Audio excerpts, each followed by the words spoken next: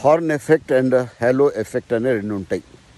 Horn effect అంటే ఏంటంటే ఒక మనిషిని చూసి అంచనా వేయడం అనమాట.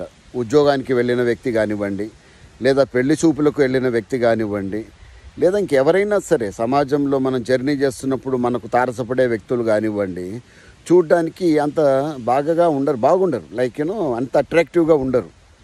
వాళ్ళ డ్రెస్ సెన్స్ కూడా బహుశా బాగలేకపోవచ్చు. కానీ ఆ ఇంటర్వ్యూ చేసే ఆయన కానీ, పెళ్లి చూపులకు వెళ్ళినప్పుడు అవతలి వాళ్ళు కానీ ఎలా భావనకు వస్తారంటే ఈజ్ నాట్ ఫిట్ అన్న ఫీలింగ్లోకి వచ్చేస్తారు వెంటనే.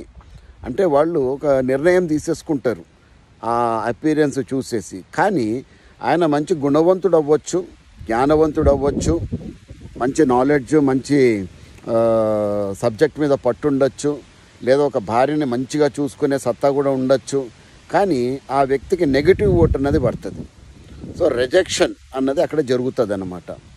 కానీ హేలో ఎఫెక్ట్ ఏదైతే ఉంటుందో దీనికి రివర్స్ అన్నమాట.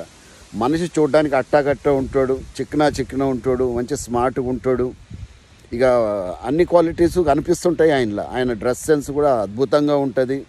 ఇక ఉంటే ఇలాంటి వ్యక్తే ఉండాలి ఉద్యోగంలో అని ఇంటర్వ్యూ చేసి ఆయన ఫిక్స్ అవ్వడం, లేదా పెళ్లి చూపులకి వెళ్తే ఇక వాళ్ళు ఖుషి అయిపోవడం, అరే ఇట్లాంటి భర్త రావాలి నాకు అని అమ్మాయి అనుకోవడం, ఇక మామగారు అనుకోవడం, ఇక ఇదే ఫైనల్ చేసేద్దామనేసి ఎంత ఖర్చైనా కూడా సరే పెళ్లి చేసేయడం, ఇట్లాంటివి జరుగుతూ ఉంటాయి. కానీ ఒక విషయం గుర్తుపెట్టుకోండి, ఇక్కడ ఈ సెకండ్ క్యాండిడేట్కి అంత అర్హతలు లేవు. అయినా కూడా అపీరెన్స్ చూసి మనం భ్రమలోకి వెళ్ళిపోతాం.